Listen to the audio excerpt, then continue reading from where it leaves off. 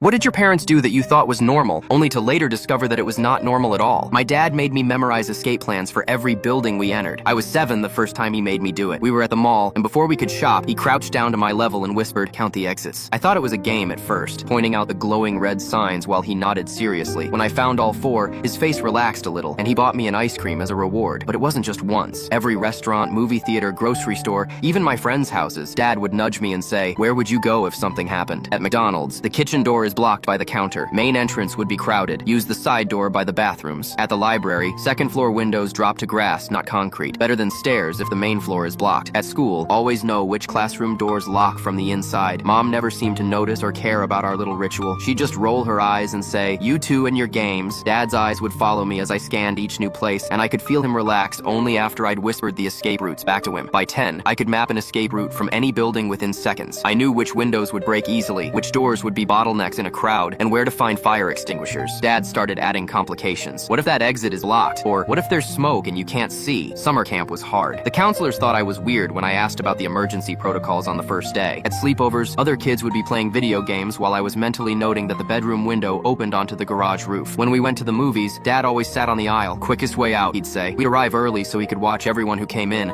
eyes tracking each person like they might be a threat. Sometimes his hands would shake when the lights dimmed, and he'd grip the armrests until his knuckles went white. I thought all parents taught their kids this. I thought everyone's dad checked the locks 3 times before bed, or kept a go bag in the trunk of the car. I thought it was normal that we never stayed above the 4th floor in any hotel because ladder trucks only reach so high. One night when I was 12, I woke up to find Dad sitting on the edge of my bed, just watching me breathe. When I asked what was wrong, he just shook his head and said, "Just making sure you're safe, buddy." There was something in his voice I couldn't name then, a tremble that seemed to come from somewhere deep. In middle school, I went to Zach's birthday party at a pizza place. While the other kids immediately ran for the games, I hesitated in the doorway, my eyes automatically finding the red exit signs first. When Zach's dad noticed me scanning the room, he asked what I was looking for. "Just checking the exits," I said casually. "There's 3, main door, kitchen, and emergency exit by the bathrooms." He glanced at the other parents, then back at me with this mix of confusion and concern. "Why would you need to know that, buddy?" he asked gently. I didn't have an answer that wouldn't sound strange. That night, I asked my dad why we always did this. His eyes got glassy as he finally told me about the nightclub fire he survived in college. 47 people didn't make it out. "They never saw the back exit," he said, voice breaking. "They all ran toward the front." He pulled up his sleeve to show me burn scars I'd somehow never noticed before. "Last week, my college dorm caught fire at 3 a.m. While everyone panicked, I calmly led my entire floor out the service stairs nobody knew existed. The fire chief later said if we'd tried using the main exit, someone would have been seriously hurt." I called my dad that night and thanked him. Sometimes the strangest thing your parents teach you might just save your life.